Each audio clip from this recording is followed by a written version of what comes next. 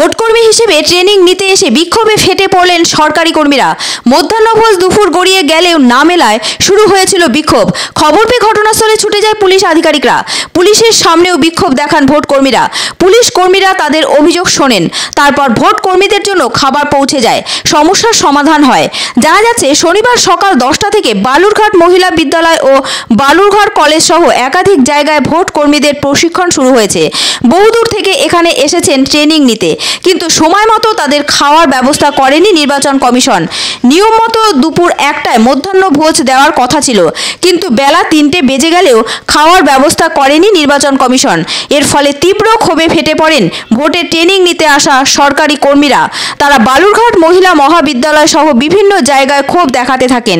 বালুরঘাট কলেজের সামনে রীতিমতো হুলস্থুল কাণ্ড বেঁধে যায়।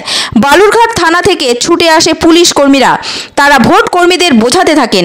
অন্যদিকে ভোট কর্মীদের অভিযোগ ছিল, তাদের অনেকেই ভোর 6টায় রওনা দিয়েছেন, সকাল 10টা থেকে ভোটের ট্রেনিং নিচ্ছেন। বেলা 1টায় খাবার দেওয়ার কথা ছিল, কিন্তু নির্বাচন কমিশন তাদের খাওয়ার আয়োজন করতে পারেনি। বেলা 3টে পর্যন্ত তারা অপেক্ষা করেছেন। বাধ্য হয়ে এখন তারা বিক্ষোভ দেখাচ্ছেন। যদি নির্বাচন কমিশন বলে দিত তাদের খাওয়ার ব্যবস্থা করতে পারবে না, তাহলে তারা বাইরে থেকে মুড়ি কিনে এনে খেতে পারতেন। পরে অবশ্য খাওয়ার আশায় সমস্যা মিটে যায়। এই প্রসঙ্গে নির্বাচন কমিশনের পক্ষে এক আধিকারিক বলেন, কিছু জায়গায় খাবার পৌঁছতে দেরি হওয়ায় সমস্যা তৈরি হয়েছিল। পরে খাওয়ার সবাইকে বিলি করা হয়েছে, আর সমস্যা নেই।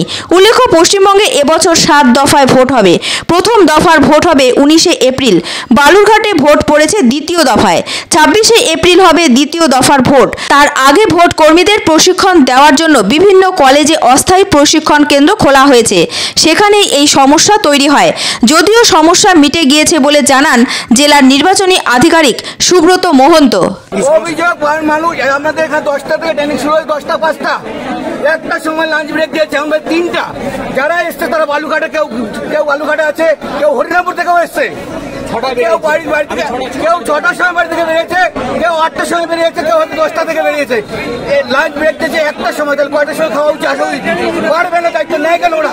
বলতে পারবে না, মুড়ি কিনে খেতে পারবে না।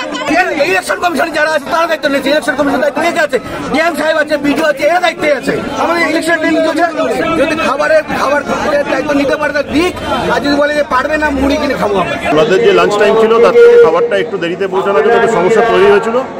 এখন সমস্যা কন্ট্রোলে চলে আসছে, খাবার ডিস্ট্রিবিউশন হয়ে যাচ্ছে। অন্যত্র টুকটাক এরকম সমস্যা, খাবার পৌঁছাতে দেরি হয়েছে, তাই জন্য একটু সমস্যা হচ্ছিল। ভোটকর্মী 5500 বংশারিতেও এই খাবার পৌঁছাতে দেরি হওয়ার জন্য একটু সমস্যা হচ্ছিল, ওটাও আমরা কন্ট্রোলে করে নিয়েছি।